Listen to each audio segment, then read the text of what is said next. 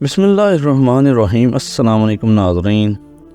دوستو، آج کی ویڈیو میں ہم آپ کو سلطان صلاح الدین ایوبی کی بہادری اور ایک مقبرہ کے اندر سے آنے والی خوفناک آوازوں کے پیچھے راز کے بارے میں ایک ایسے دلچسپ اور منفرد واقعہ سناتے ہیں جن کو سن کر آپ کا ایمان تازہ ہو جائے گا۔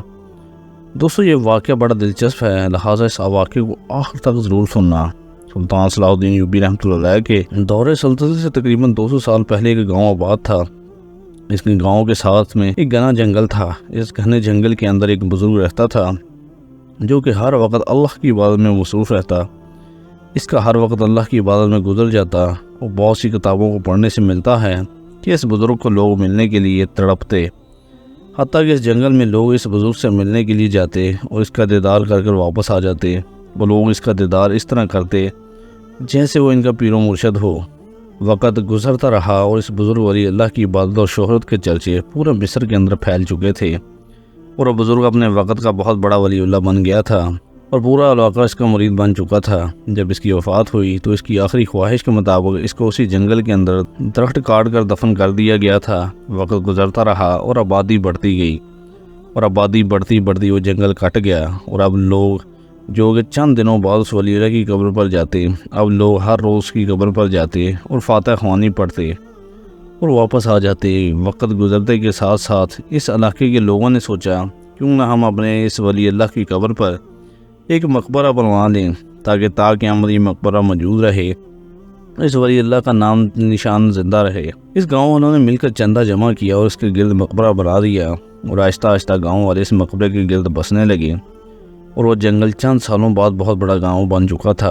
وقت گزرتے گزرتے جب دور آیا سلطان صلاح الدین ایوبی رحمۃ اللہ علیہ کا، تو ایک دفعہ سلطان صلاح الدین ایوبی اسی گاؤں سے گزرے تو گاؤں والوں نے سلطان کو شکایت لگائی کہ حضور، یہ گاؤں ایک ایسی جگہ آباد ہے جہاں سے پانی حاصل کرنا ناممکن ہے۔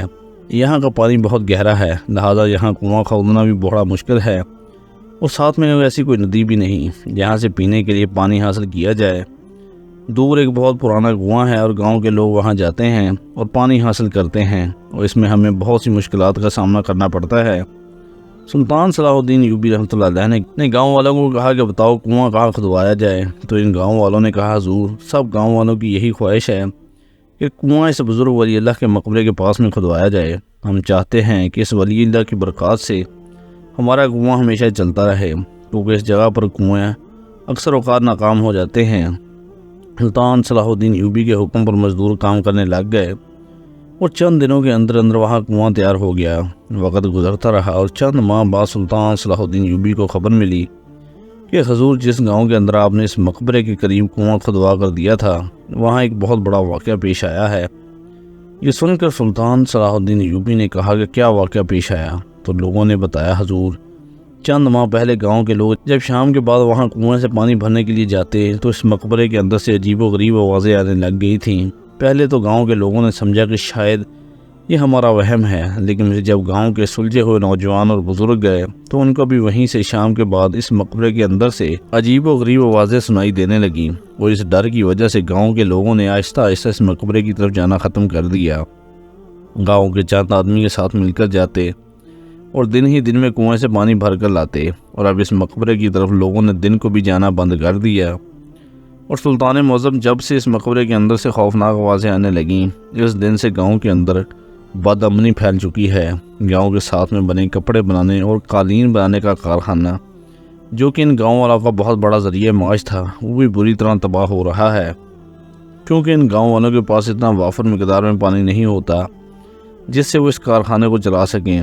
اور حضور، حتیٰ کہ بات یہاں تک نہیں کہ بلکہ اب اس گاؤں کے اندر لوگوں نے ایک مہینے تک نہانا چھوڑ دیا ہے، کیونکہ اس گاؤں کے لوگوں کے پاس اتنا پانی ہوتا ہے کہ وہ بڑی ہی احتیاط سے اس کو صرف پانی پینے کے لیے استعمال کرتے ہیں، کیونکہ جب سے انہوں نے وہ کنواں چھوڑا جس سے وہ پہلے پانی بھرتے تھے، اس جگہ پر ایک عیسائی پادری نے قبضہ کر لیا ہے، اور اب وہ اس کنویں کے قریب بھی نہیں آنے دیتا، اور صرف یہی وہ کنواں ہے جس سے گاؤں والے پانی حاصل کرتے ہیں۔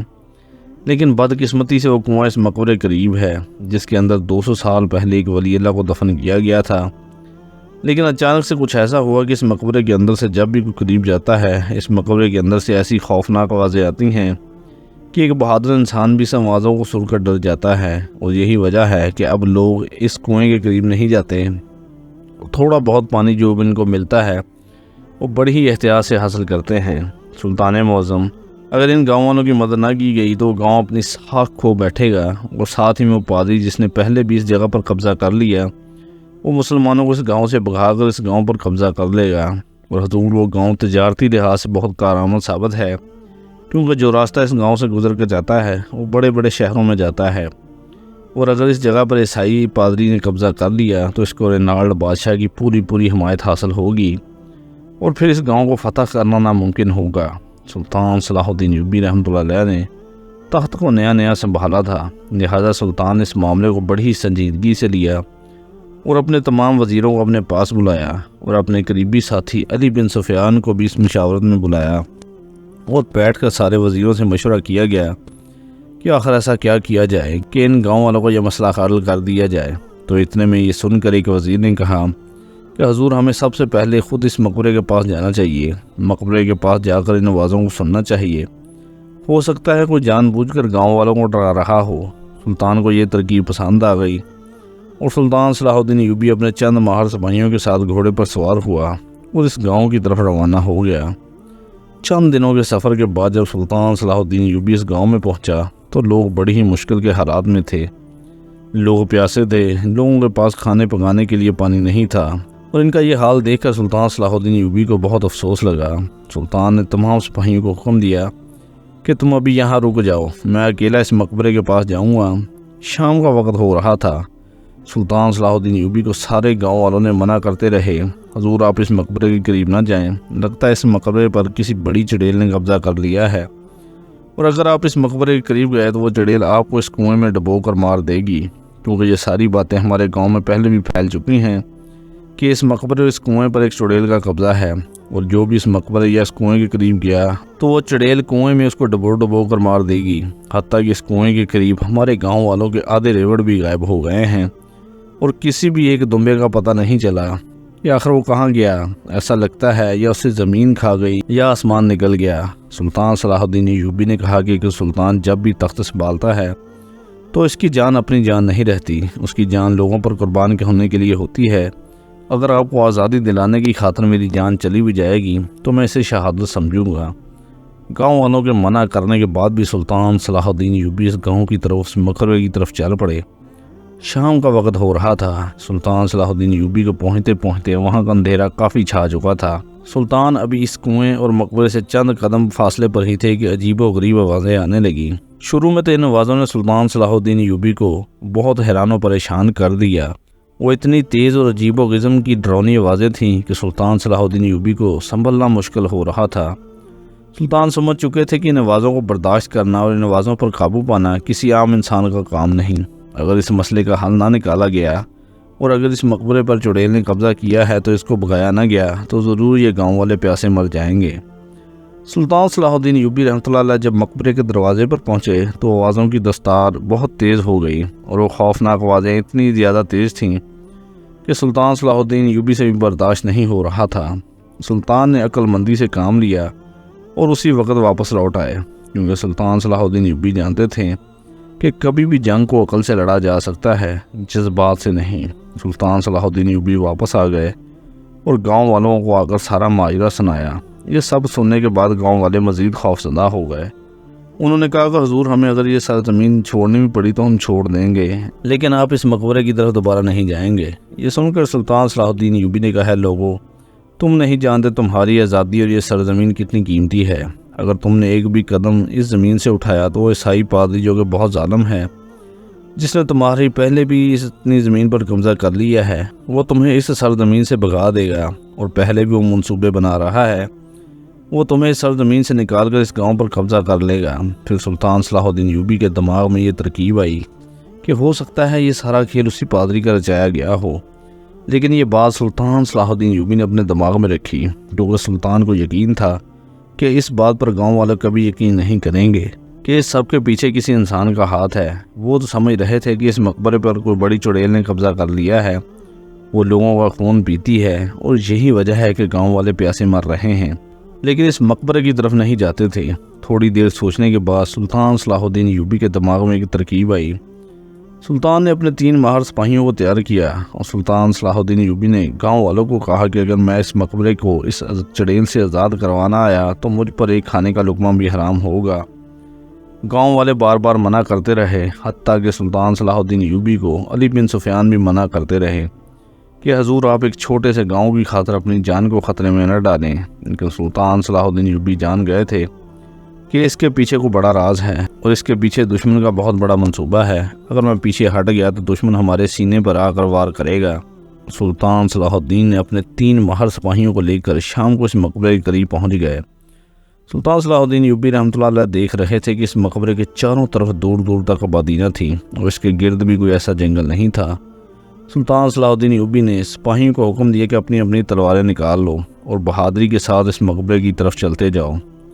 سلطان صلاح الدین ایوبی آگے اور سپاہی پیچھے آہستہ آہستہ اس مقبرے کی طرف جا رہے تھے۔ کوئی نہیں جانتا تھا کہ کبھی بھی ان پر کوئی بھی حملہ کر سکتا ہے اور ان کی جان جا سکتی ہے، لیکن گاؤں والوں کی آزادی کی خاطر سارے سپاہی اپنی جان کو قربان کرنے کے لیے جا رہے تھے۔ جب سلطان صلاح الدین ایوبی رحمۃ اللہ علیہ اس مقبرے کے دروازے پر پہنچے تو پہلے کی طرح عجیب و غریب آوازیں آنا شروع ہو گئیں۔ اتنے میں سلطان صلاح الدین ایوبی کو تھوڑا شک ہوا کہ جب ہم اس مقبرے کے قریب آتے ہیں تب ہی ڈراؤنی آوازیں آنا شروع ہو جاتی ہیں، ضرور اس کے پیچھے کسی انسان کا ہاتھ ہے۔ سلطان نے اسی وقت اپنے تیز دماغ کو دوڑایا اور سلطان صلاح الدین ایوبی کے دماغ میں ایک ترکیب آئی۔ سلطان نے سپاہیوں کو کہا کہ آپ مجھے زخمی حالت میں اس مقبرے کے اندر چھوڑ دیں اور آپ یہاں سے چلے جائیں۔ جب میں آپ کو آواز لگاؤں تب آپ اندر آ جانا اور دور جا کر کسی درخت کے پیچھے چھپ جائیں۔ یہ سن کر سپاہیوں نے کہا کہ حضور آپ یہ کیا کہہ رہے ہیں، ہم آپ کو موت کے کنویں میں دھکیل کر کیسے جا سکتے ہیں؟ سلطان نے کہا کہ میں جو کہہ رہا ہوں آپ ایسا ہی کریں۔ سپاہیوں نے سلطان کے حکم پر سلطان صلاح الدین ایوبی کو تھوڑے بہت زخم دے کر زخمی کیا اور ایک کپڑے میں لپیٹ کر اس مقبرے کا دروازہ توڑ کر اندر رکھ کر وہاں سے بھاگ گئے۔ تھوڑی دیر گزری، سلطان صلاح الدین ایوبی اندر کی ساری آوازیں سن رہے تھے۔ تھوڑی دیر گزرنے کے بعد مقبرے کا دروازہ اندر سے بند ہوا۔ باہر چھپے سپاہی یہ دیکھ رہے تھے کہ اندر سے دروازہ کس نے بند کر دیا۔ تھوڑی دیر بعد سلطان صلاح الدین ایوبی نے مقبرے کا دروازہ توڑا اور مقبرے کا دروازہ توڑنے کے بعد 3 آدمی کو باہر دھکا دے دیا جو کہ سلطان صلاح الدین ایوبی کی تلواروں سے زخمی ہو چکے تھے اور ان کے ہاتھوں میں بنی ہوئی ایسی ایسی بانسریاں اور لکڑیاں تھیں جس سے خوفناک آوازیں نکلتی تھیں۔ یہ دیکھ کر سلطان صلاح الدین ایوبی کے سپاہی اور سارے گاؤں والے حیران ہو گئے کہ آخر اندر ایسا کیا ماجرا ہوا اور یہ تینوں آدمی کون ہیں۔ تو جب گاؤں والے سلطان صلاح الدین ایوبی کے پاس پہنچے اور پوچھا کہ حضور آخر اندر سے یہ 3 وحشی کیسے آ گئے، حتیٰ کہ اس مقبرے کے اندر تو کوئی چھپنے کے لیے جگہ نہیں، اور یہ سب کیا تھا؟ تو سلطان صلاح الدین ایوبی نے کہا کہ جب سپاہی نے مجھے زخمی کر کے اندر رکھ دیا تو اسی وقت ڈراؤنی آوازیں ختم ہو گئی۔ میں سمجھ گیا کہ ضرور کوئی گڑبڑ ہے۔ تھوڑی دیر کے بعد مجھے ایسا لگا جیسے دروازہ کھل رہے ہوں، لیکن میں حیران تھا یہاں تو صرف ایک دروازہ ہے، پھر اتنے دروازے کھلنے کی آوازیں کہاں سے آ رہی ہیں؟ میں ساری چیزیں غور سے سن رہا تھا۔ اتنے میں ایک آدمی نے کہا کہ آج تو شکار خود چل کر اندر آیا ہے، چلو دیکھتے ہیں کون ہے، کیا ہمارے لیے کوئی تحفہ ہے؟ جب انہوں نے کپڑوں کو کھول کر دیکھا تو اس کے اندر ایک آدمی زخمی حالت میں موجود تھا۔ وہ نہیں جانتے تھے کہ یہ سلطان ہے اور وہ بھی زندہ۔